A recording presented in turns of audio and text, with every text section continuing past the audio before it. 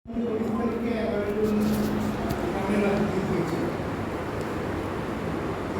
পরবর্তীকালে আরো একের পর এক বহু মানুষ হয়ে গেছে। 10 দিনের মধ্যে আরো 6 জন মতো প্রাণ দিয়েছিলেন এবং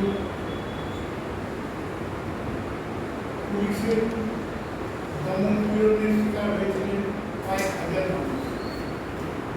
দীর্ঘদিন পর্যন্ত শিলচর স্টেশনের আশেপাশে রাতও পাওয়া গেছে, আহত মানুষের। যাই হোক, সেই ইতিহাসটা মোটামুটি আমরা জানি, কিন্তু ওই আন্দোলনের উৎসটা জানতে গেলে আমাদের একটু পিছিয়ে যেতে হবে। ইতিহাসটা একটু ভুল ইনফরমেশন দিয়ে নেপাল আসাম উপত্যকা, মানে বিশেষ করে বরাক ভ্যালি, কাছাড় জেলা সহ বরাক ভ্যালি বা সুরমা ভ্যালি যেটাকে বলা হয়, এটি বাংলা থেকে বিচ্ছেদ কিন্তু 1875 সালে তখন তাদের যুক্তি ছিল যে অ্যাডমিনিস্ট্রেশনের সুবিধা হবে। তার জন্যে তারা আসলে তাদের মন্তব্য ছিল খাজনা বসুল করা, এবং সেটাকে মাথায় রেখে এই অঙ্গের বৃহত্তর বাংলার থেকে সেই সময় আসাম প্রদেশ তৈরি করে তার সাথে জুড়ে দেওয়া। সেটা হয়েছে স্বাধীনতার আগে।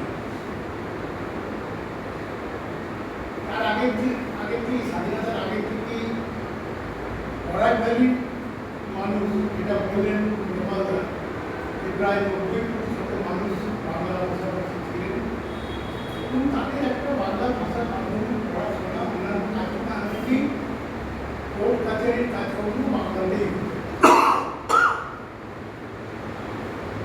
কিন্তু স্বাধীনতার পরে অবস্থাটা বদলে গেল। আসামে তার আগে আসাম বিচ্ছিন্ন হয়ে গেছে। আসামের এখন মুখ্যমন্ত্রী হলেন এক ইতিহাসের কলঙ্কিত ব্যক্তিত্ব, বিমলা প্রসাদ চালি। তিনি আসামের মুখ্যমন্ত্রী এবং মুখ্যমন্ত্রী হয়ে তিনি ঘোষণা করেন যে আসামের ভাষা একমাত্র ইংরেজি, অন্য কোনো ভাষাকে আমরা মেনে নিব না।